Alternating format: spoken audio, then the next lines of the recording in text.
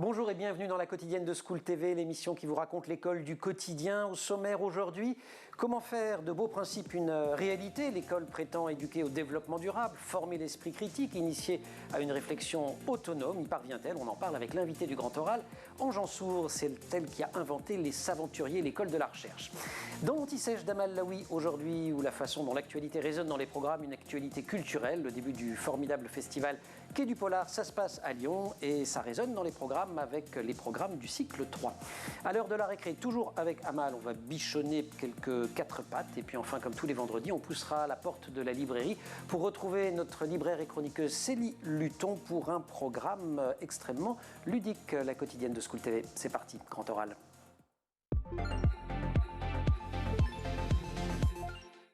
Il est temps de nous poser la question: que peut l'école face à l'impératif moral écologique? Enseignants et éducateurs, nous assumons notre mission de transmission des savoirs, mais sommes-nous quittes, une fois transmis avec sérieux et prudence, des savoirs forcément angoissants? Ange Ansour doit sourire à côté de moi. Bonjour. Un petit peu, bonjour, c'est pas seulement un sourire naturel, je pense que c'est le sourire de celle qui reconnaît les mots qu'elle a écrits dans une tribune. Ange Ansour qui a créé les Saventuriers, l'école de la recherche, et on va évidemment raconter comment ça marche les Saventuriers, mais vous l'aurez compris, cette citation, je voudrais qu'on commence par les enjeux. Vous dites vouloir relever les défis de l'Anthropocène. Donc déjà, peut-être il faut redéfinir Anthropocène, oui, tout à fait, et dire quels sont ces défis. Alors, l'Anthropocène est un terme qui a été forgé dans la communauté des géologues en 2000.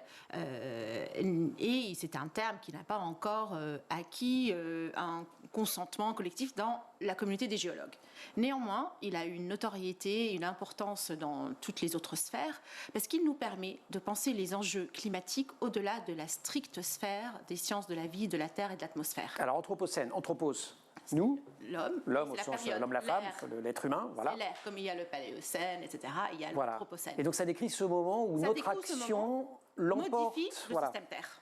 Donc, elle modifie non seulement le système Terre d'un point de vue physique, mais également les rapports sociaux, politiques, économiques, les mouvements de population, la manière de s'alimenter. Donc, pour comprendre l'Anthropocène, il faut non seulement les sciences de la vie et de la Terre et de l'atmosphère, mais également de la sociologie, de l'histoire, de l'économie, de l'engagement, de la politique. Donc, c'est l'intérêt d'utiliser ce terme qui ouvre plus les horizons. Donc, c'est tous les défis auxquels, finalement, nous sommes confrontés et auxquels répond en partie, et pas toute seule, mais ce dispositif qu'est les Saventuriers. Vous dites aussi qu'aucune méthode ou aucun dispositif n'a de vertu en soi, ils sont tous par nature apédagogiques. Tout à fait.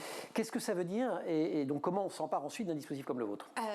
Pourquoi on dit que c'est apédagogique? Il y a énormément de prescriptions en pédagogie, en éducation. On dit voilà les bonnes manières de faire, il suffit de répliquer, sauf que ça ne marche jamais comme ça. Ce qui compte, c'est l'intention pédagogique, donc l'expertise de l'enseignant. Qu'est-ce qu'on en fait? Comment on s'empare? Comment on réinterprète? On fait une variation sur le thème dans la classe. Les enseignants, ce sont des braconniers. Ils vont prendre quelque chose et le transformer pour l'ici et le maintenant. Le problème des modèles, c'est qu'ils sont achroniques. C'est-à-dire qu'ils sont suspendus hors sol. Suspendus hors sol. L'élève A au temps T1 n'est pas l'élève A au temps T2 et non pas l'élève T3. Donc il faut cet effort constant d'inventivité, de créativité, d'adaptation, d'ingénierie de l'enseignant. C'est pour ça que nous parlons des pédagogues-chercheurs qui prennent n'importe quelle méthode et qui vont la réinventer dans la classe.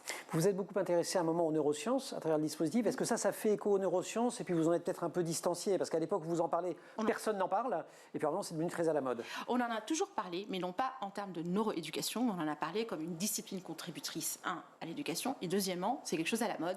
Donc, c'est pas la peine de dire neurosciences ou sciences cognitives sans savoir ce que c'est.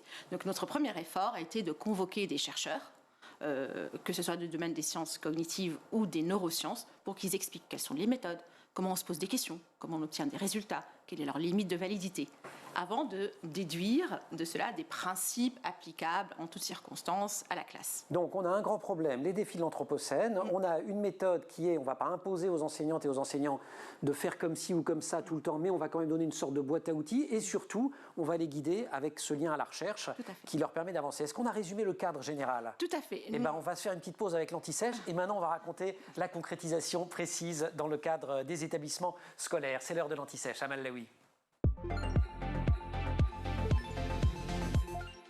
L'Anti-Sèche ou comment l'actualité résonne dans les programmes. Bonjour Amal. Bonjour Emmanuel. Actualité culturelle, un super festival qui commence aujourd'hui à Lyon, Quai du Polar. Oui, c'est ça, qui commence aujourd'hui et qui se termine le 3 avril. Donc Quai du Polar à Lyon, c'est le rendez-vous incontournable du genre polar en France. Alors au programme, il y a des conférences, des tables rondes, des dédicaces, des concerts, des séances de cinéma. Et plus de 120 auteurs français et internationaux ont donc rendez-vous avec leur public. Et comme chaque année depuis 2005, eh bien, le festival Quai du Polar décerne le prix des lecteurs à un roman francophone édité dans l'année. Le polar qui est un genre littéraire, je crois, de plus en plus prisé. Oui, c'est ça, un genre dont l'image a beaucoup évolué ces dernières années. Alors aujourd'hui, la littérature policière ou littérature noire n'est plus un genre mineur. Elle est désormais l'une des littératures les plus prisées en France. Un livre sur 5 publié en France est un roman policier, soit plus de 1200 titres publiés et 20 millions d'exemplaires vendus par an. Alors le genre polar connaît un engouement sans précédent. On retrouve fréquemment en tête du classement des meilleures ventes de romans, tous genres confondus, les auteurs Dan Brown pour le Da Vinci Code en 2003 par exemple, Jean-Christophe Granger à qui l'on doit Les Rivières pourpres ou encore Les Promises, et Harlan Coben. Bien sûr. C'est ça. Un engouement qui s'étend aussi au-delà du livre. Au-delà du livre, oui, le polar est le genre par excellence de l'adaptation au cinéma et continue de se développer sur de nombreux supports dont le podcast. Fini le cliché du détective en imperméable. Aujourd'hui, le polar séduit un public très large, dépasse les frontières. On retrouve des auteurs de toute nationalité et on aborde des sujets de société actuelle. Et on les aborde dès les études, dès le collège, dès même l'école primaire. Oui, c'est ça. Et le roman policier qu'on étudie dès le collège est très apprécié par les élèves. Il est apprécié par les élèves. Pourquoi ? D'abord parce que le genre policier est omniprésent. Je l'ai dit, que ce soit dans les films, les séries ou encore les jeux vidéo. C'est donc un objet culturel contemporain avec lequel les élèves donc sont naturellement familiers. À l'école, le roman policier permet d'aborder le sujet des structures narratives, des personnages, la notion du récit. Les enquêtes sont aussi des sujets passionnants pour les élèves puisque différentes interprétations peuvent être des facteurs de débat très riche entre les élèves et ça permet donc de travailler en groupe. C'est aussi l'occasion pour les élèves de développer un fort intérêt pour la lecture et le plaisir de la lecture. Alors tous les fans de polar se précipitent à Lyon, mais l'équipe de Quai du Polar a même fait des préconisations, une petite sélection pour les élèves. Oui, c'est ça, vous avez toute une liste de l'école primaire jusqu'au lycée. Pour le collège, par exemple, on y retrouve des classiques comme L'étrange cas de Dr Jekyll et Mr Hyde de Robert Louis Stevenson, Le crime de l'Orient Express d'Agatha Christie, Arsène Lupin, Gentleman cambrioleur de Maurice Leblanc, qui a été adapté récemment sur Netflix, qui a eu un énorme succès et qui a même relancé les ventes du livre, ou encore les fameuses enquêtes de Sherlock Holmes écrites par Sir Conan Doyle. Et il y en a plein d'autres. Pour en savoir plus, on tape Quai du Polar sur son moteur de recherche préféré et il y a la liste. Exactement. Merci Amal. Il y a des aventuriers, on va en parler Ange, des aventuriers de l'histoire, on fait beaucoup de choses. Il pourrait y avoir des aventuriers du polar où il y a déjà même. Il n'y en a pas déjà, mais il y a quelque chose de très... Enfin, un point commun très fort, c'est l'enquête. Ben oui, c'est ça. C'est l'enquête. On fait de l'enquête policière avec des indices et en histoire, c'est ça. L'histoire, c'est des indices. En science aussi, quand vous faisiez vos trucs avec les fourmis. Exactement, mais en histoire, c'est intéressant parce que comme l'a bien expliqué Patrick Boucheron, on a toujours les mêmes indices. Et en fait, c'est comment on les agence. On les agence différemment. On interprète différemment. Alors, on va poursuivre l'enquête avec Ange Ansour. Suite du Grand Oral. Merci Amal, on se retrouve pour la récré.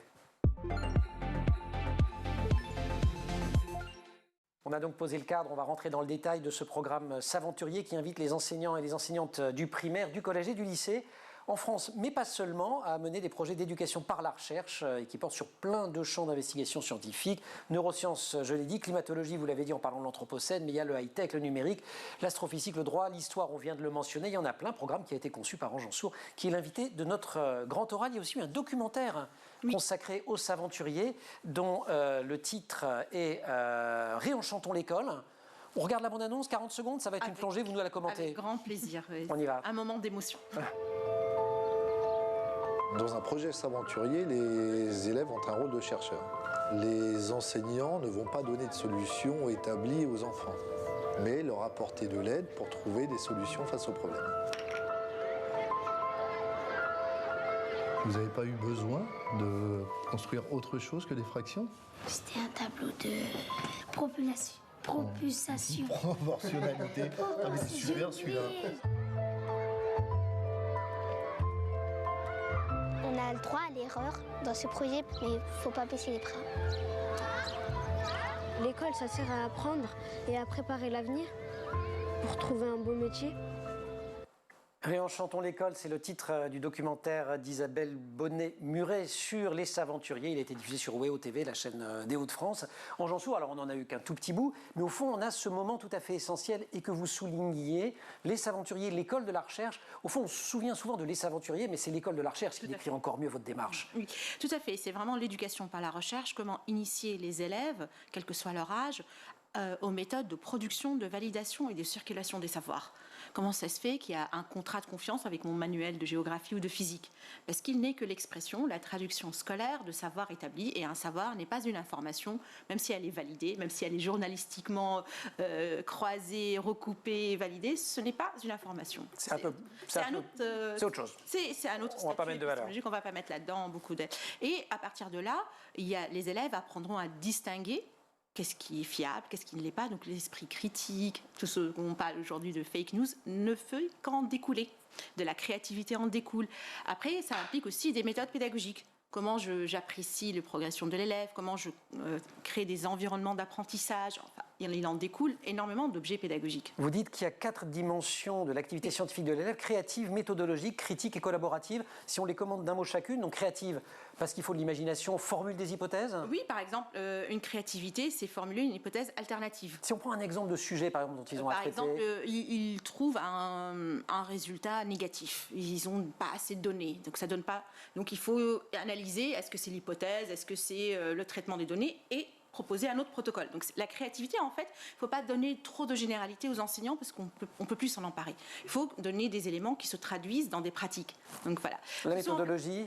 Alors la méthodologie, c'est la rigueur qu'on va mettre en œuvre, ça vient juste après. En fait, ce sont les 4 dimensions qui ont été évaluées par l'équipe de Marc Demeuse de l'Université de Bonson en Belgique, mais également dans le cadre des exercices de préparation à PISA, et qui ont mis en évidence la plus-value de l'approche de l'éducation par la recherche de Saventurier École de la Recherche pour les élèves. C'est-à-dire qu'ils surperforment, nos élèves de Creil ont surperformé dans ces 4 dimensions par rapport aux autres pays, par rapport aux autres élèves.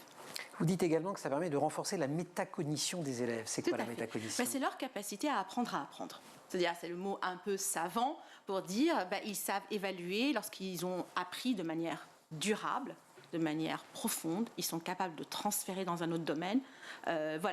Apprendre à apprendre, c'est tout simplement ces compétences simples qui nous permettent de distinguer une réussite immédiate d'une réussite qui va avoir un effet retard jusqu'à 2 ans après. Donc les Saventuriers, on s'en empare à tous les niveaux, différentes disciplines.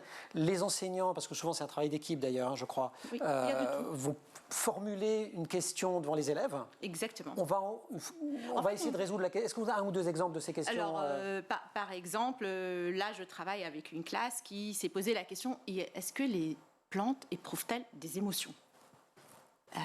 C'est pas une question scientifique, c'est une question de curiosité. Vous avez 1 an. Et donc, voilà, il faut la transformer, cette question de curiosité, en une question scientifique. C'est-à-dire qu'ils se prêtent à un protocole d'enquête pour revenir. Et donc de là, ils vont travailler. Voilà, ils vont travailler avec un chercheur. Ils vont souvent s'adresser à des chercheurs. Alors, ils vont lire, c'est ce qu'ils vont expliquer. Ils vont lire, ils vont se documenter, ils vont apprendre les bons mots, les bons concepts, les bons méthodes. Il ne faut pas que vous croyez qu'on fait que s'amuser. Il faut lire. Il faut lire parce que c'est la base. Les sciences, c'est pas du tâtonnement aveugle. On repart. Voilà, il faut faire l'état de l'art comme des chercheurs. C'est monter sur les épaules des géants. On commence par regarder ce que ceux d'avant ont appris. La classe est un mini labo, et dans un labo, on voit ce que les autres ont dit. Et après, on fait son protocole expérimental. On fait son protocole et on produit des résultats qui donnent ou qui ne donnent pas des résultats probants. 2 mots, parce que je ne l'ai pas dit, sur le nombre de classes ou d'élèves concernés. Alors, depuis qu'on a créé Saventurier École de la Recherche en 2013, avec le directeur du CRI, qui est aujourd'hui le LPI. Learning Planet Institute, François Tadei. Voilà, François Tadei, nous avons pu être au service de plus de 70 000 élèves et enseignants. Voilà, c'est un des plus gros projets d'initiation à la recherche. Voilà. On va évidemment continuer à en parler. Nous, on prend des petites récrés ici dans la matinale, la quotidienne, parce que c'est le matin, toutes ces choses-là. Et c'est Amal qu'on retrouve à la récré.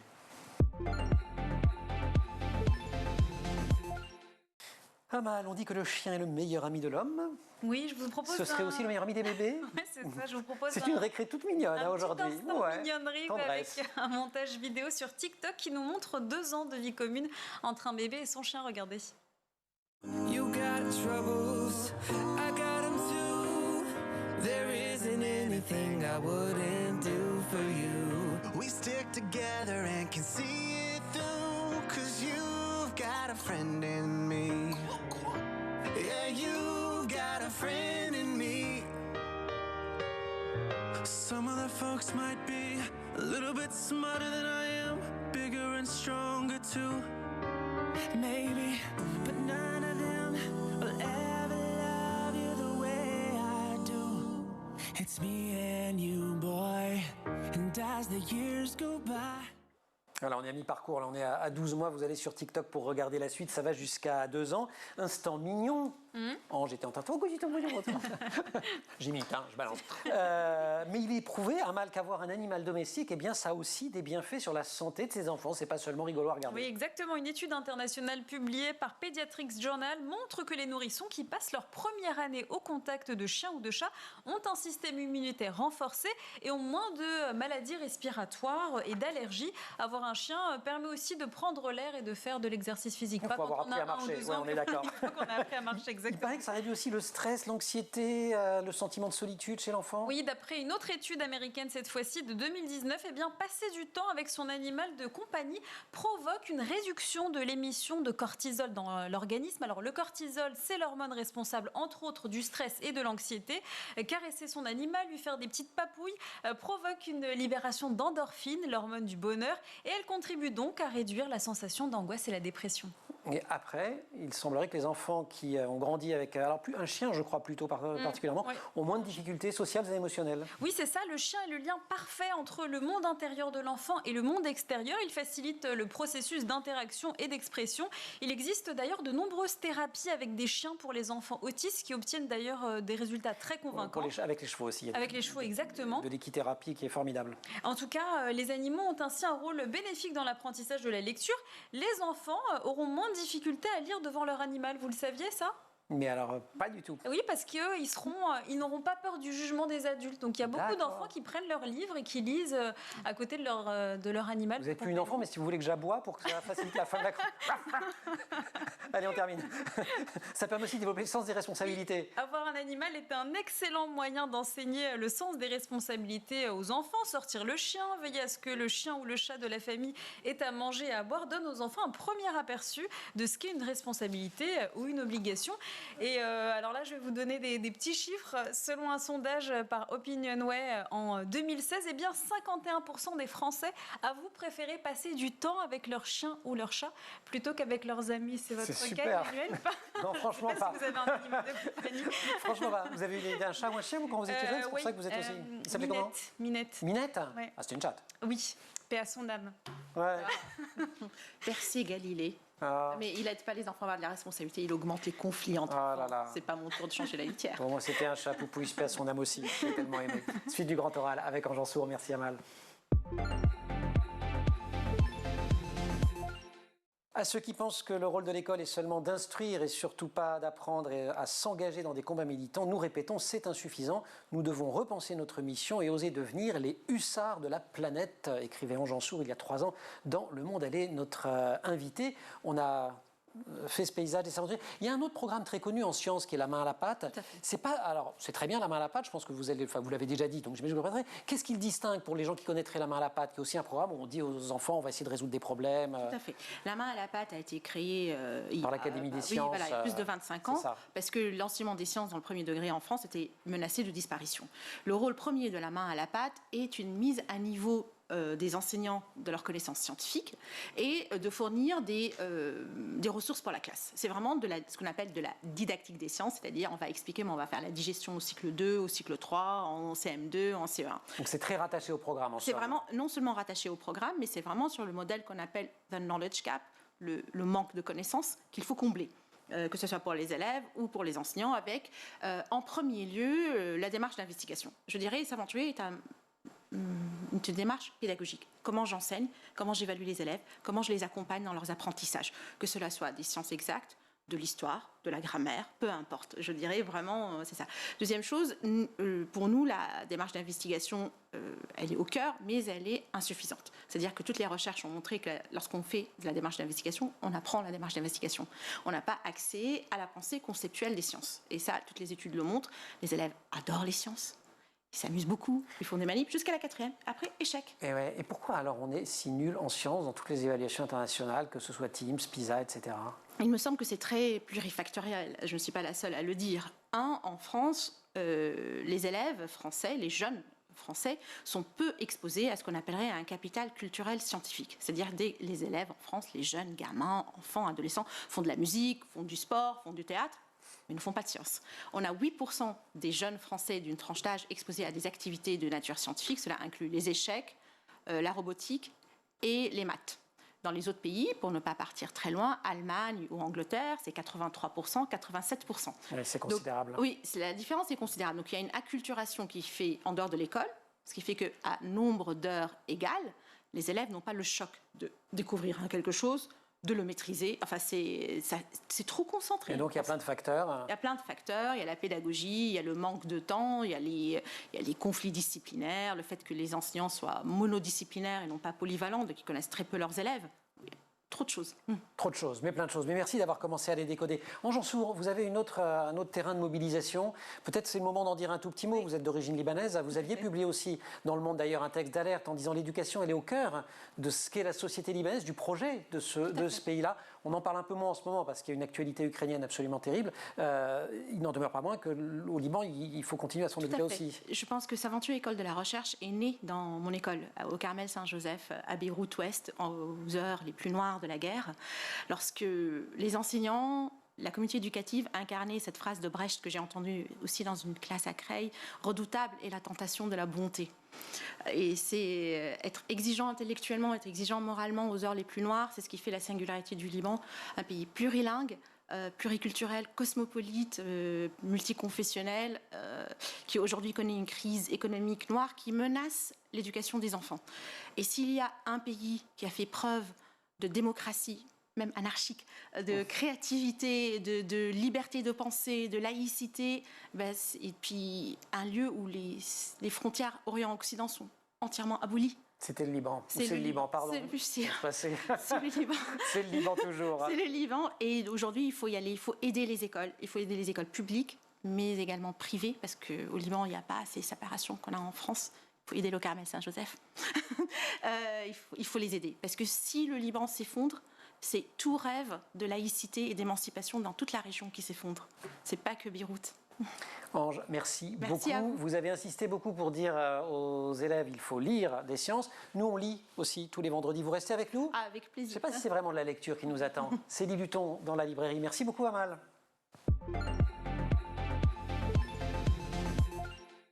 Et comme tous les vendredis dans la quotidienne de School TV, on pousse la porte de la librairie. Et derrière la porte, il y a notre libraire et chroniqueuse Célie. Bonjour. Bonjour Emmanuel. 100 livres aujourd'hui, mais vous vous êtes dit on va fêter la journée internationale de la blague. Oui, on va rire, c'est le printemps, on va se détendre, on va respirer.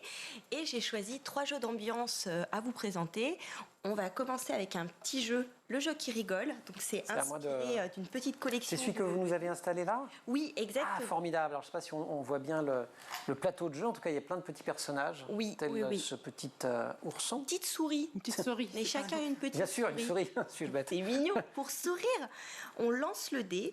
Il est où le dé ? Vous avancez, il est là. C'est un jeu à partir de 3 ans. Vous aimez bien jouer ? Ah oui. Ah ouais. Allez hop. Donc à partir de 3 ans, ce qui est intéressant... Orange. C'est où le départ ? C'est là-bas ? Oui. Donc, vous êtes jaune. Jaune. Zou. Ah, c'est là le départ. 1, 2, orange. Voilà, orange. Carte orange ? Oui. C'est moi qui dis ? Ah bah allons-y. Allons-y. Voilà. Ah bah dis donc, un câlin, on ne peut pas te dire non, demande un câlin au joueur de ton choix. Et il y a le Covid les amis, vous n'êtes pas cool quoi. Câlin tchèque. Ok, et donc on continue, il y a plein de choses à faire. Oui, vous lancez le dé, vous trouvez une couleur, vous prenez la carte qui correspond à cette couleur. Aussi orange. C'est drôle. Voilà. Donc ça va parler l'enfant c'est truqué, hein. de ses émotions. Rouge. Rouge. Et je te lis C'est moi. Ah oui, vas-y. C'est ça. Dessine un bonhomme en colère. En colère, Emmanuel. Vous savez ce que c'est la colère ? Moi pas du tout. Non, pas du tout. Voilà. Parfait. Ça, à partir de 3 ans, c'est super comme jeu. C'est le genre de jeu où on apprend, tu joues quand c'est ton tour. Le dé, ce n'est pas ta propriété privée. Tu ne pars pas dans ton coin avec Ah, c'est éducatif. C'est comme les aventuriers. Il y a toujours un truc éducatif avec Célie. Non, mais moi j'adore. On s'amuse et il est vraiment très très chouette. Alors celui-là, je vous préviens tout de suite, on ne joue pas.